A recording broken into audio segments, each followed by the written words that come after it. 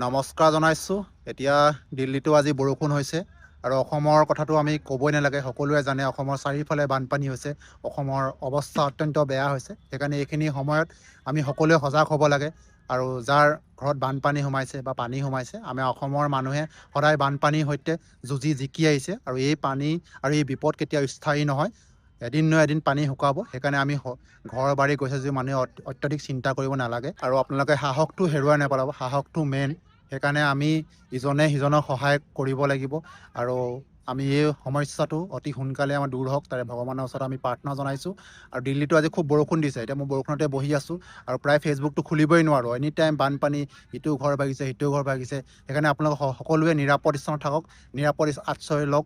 আৰু শেষত সকলোৱে যেন ভালকৈ থাকে তাৰে কামনা কৰিছোঁ। আৰু অসমৰ বানপানী সমস্যাটো যাতে শেষ হওক সেইটোও আমি আশা ৰাখিছোঁ। আৰু ইয়াকে কৈ আজি ভিডিঅ'টো সমাপ্ত কৰিছোঁ। ধন্যবাদ। জয় আই অসম, জয় জুবিন দা।